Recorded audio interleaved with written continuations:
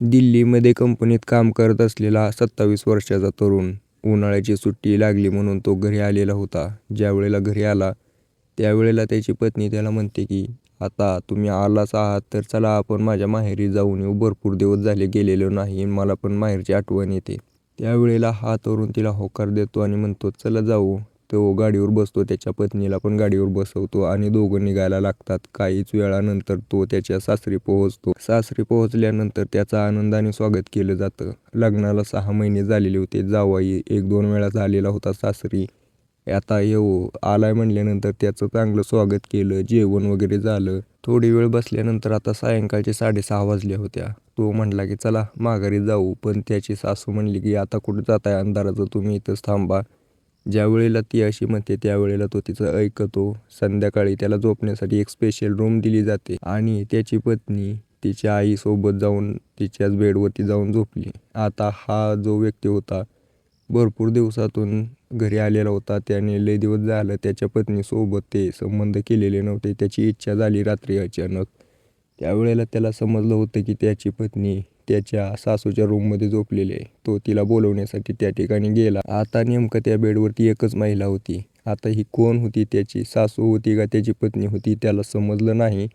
तो तिथं जाऊन त्याच्यासोबत संबंध करायला लागला. पण ज्यावेळेला त्याला सकाळ झाली आणि समजलं की हे कोण आहे नेमकं, त्यावेळेला त्याच्या पायाखालची जमीन सरकली. त्याच्यानंतर जे घडलं ते घटना सोशल मीडियावरती व्हायरल आहे. काय आहे पूर्ण घटना मी तुम्हाला सांगतो. नमस्कार मित्रांनो. रिंकू नावाचा 27 वर्षाचा तरुण उत्तर प्रदेशमध्ये मोलमजुरी करायचा, गावामध्ये मेहनत करायचा. त्यावेळेला त्याच्यासाठी स्थळ बघायला चालू होतं. पण त्याला काही पोरगी भेटेना मोलमजुरी करत असल्यामुळे. त्याचे वडील म्हणले की, "तू आता काय कर माहिती आहे का, तू दिल्लीला किंवा मुंबईला जा, काम कर त्या ठिकाणी. त्यावेळेलाच तुझं लग्न होईल." आता एवढा मोठा पोरगा घरी बसून आहे, ते पण त्याच्या वडिलाला थोडं बरं वाटत नव्हतं. त्यांनी त्याला दिल्लीला पाठवून दिलं काम करण्यासाठी. त्या ठिकाणी जाऊन तो सुपरवायझरचं काम करू लागला. हुशार होता त्यामुळे त्याला चांगली नोकरी भेटली. 25-30 हजार रुपये पगार पण मिळायला लागला. 5-6 महिने गेले. त्याच्यानंतर त्याच्यासाठी स्थळ बघायला चालू केलं.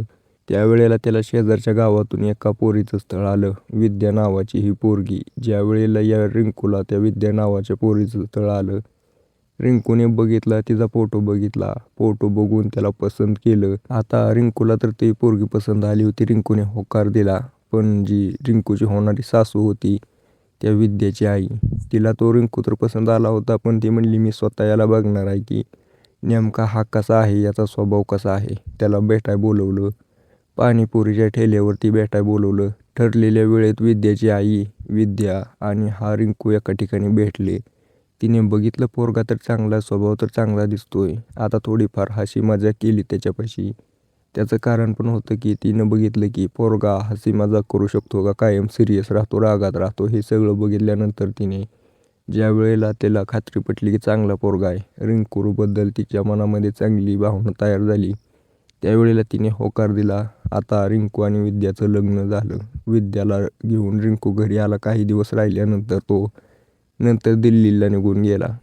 रिंकू तर दिल्लीला कामानिमित्त निघून गेला होता, पण या विद्याची काळजी चांगल्या प्रकारे घेत होता. तिला जे नको हवं ते सगळं बघायचा, जेणेकरून हिला कसलीही कमी पडू नये चांगल्या प्रकारे काळजी घेत होता. एक प्रकारे आपण थोडक्यात असं म्हणू शकतो की हा रिंकू त्याच्या पत्नीवरती चांगल्या प्रकारे प्रेम करत होता. हे प्रेम कायमच टिकून राहणार होतं, यात काही शंकाच नव्हती. पण मित्रांनो, ज्यावेळेला रिंकू 2026चा उन्हाळ्याच्या सुट्टीला घरी आला, तुम्हाला माहीत नसेल तर दिल्लीमध्ये सांगतो की एवढं ऊन पडतं ना, माणूस तिथं राहूच शकत नाही जो बाहेरचा आहे तो.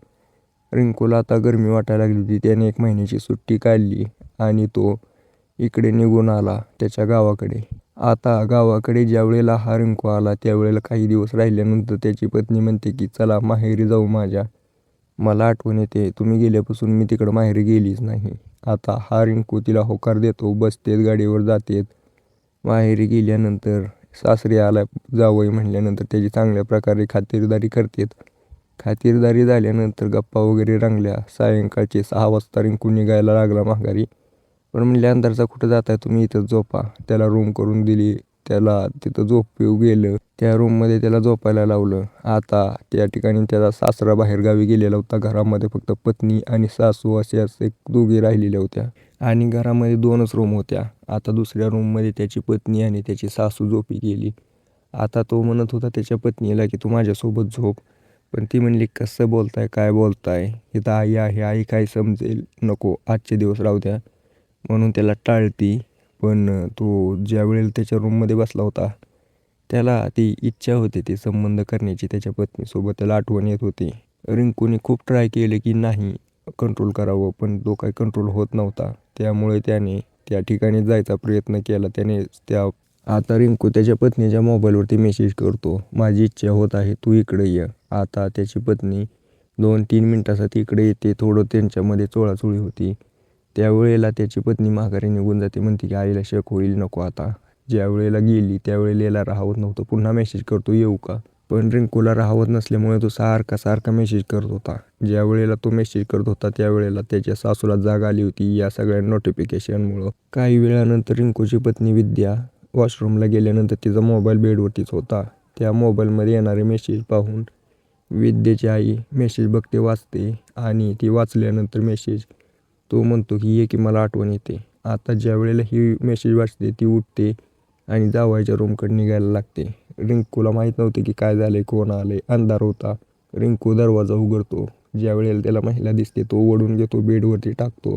मागचा पुढचा विचार न करता तिच्यासोबत संबंध बनवायला लागतो. पण त्याला थोडं वेगळं जाणवत होतं, ढिलं लागत होतं थोडं, म्हणजे असं काही वेगळंच जाणवत होतं, रोजच्यासारखं नव्हतं. लाईट लावली, बघितलं तर त्याची पत्नी नव्हती, त्याची सासू होती. पण आता काय करू शकणार होता, बंदुकीतून गोळी तर निघालेली होती.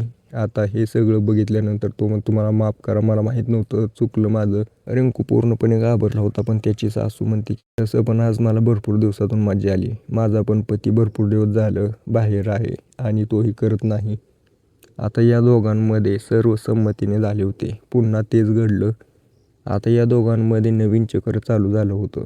आता तो दिवस गेला. 1-2 दिवसानंतर रिंकू त्याच्या घरी निघून गेला, तिथून दिल्लीला निघून गेला. पण आता त्याची सासू आणि याच्यामध्ये चांगल्या प्रकारे बोलणं चालू झालं. यांच्यामध्ये लव्ह अफेअर चालू झालेलं होतं. रिंकू ज्या वेळेला पण यायचा त्यावेळेला तिच्या सासरी जायचा आणि त्याच्या सासूसोबत ते करायचा, जे की नको होतं.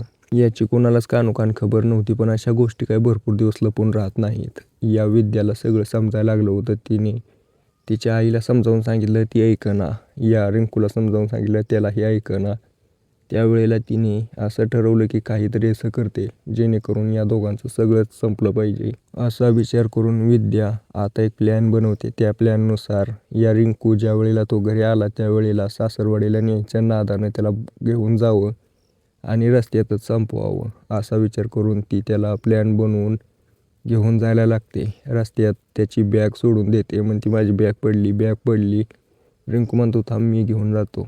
ज्या वेळेला रिंकू बॅग घ्यायला निघाला त्यावेळेला ही विद्या पण त्याच्या पाठीमागं गेली. तिच्या हातात चाकू होता. रिंकू जसा बॅग घ्यायला खाली वाकला तसा हिने चाकूने वार केला आणि रिंकूला त्या ठिकाणी संपवलं. आसपास उभे असलेले सगळे लोक हे बघत होते दृश्य. कोणी मोबाईलमध्ये रेकॉर्ड करत होतं, दुसरीकडे कोणी पोलिसांना फोन करत होतं. काही वेळात पोलीस त्या ठिकाणी पोहोचले. विद्येच्या हातात चाकू होता. पोलिसांनी तिला अटक केली आणि पूर्ण चौकशी केल्यानंतर तिने ही गोष्ट सांगितली. तर बघा मित्रांनो, एका मोबाईलच्या मेसेजसाठी किती राडा होऊन गेला. तर मीही तुम्हाला एवढं सांगतो की कोणाला मेसेज करत असाल किंवा कोणासोबत कॉन्टॅक्टमध्ये येत असाल तर थोडा विचार करून जपून, कधी काय होईल सांगू शकत नाही.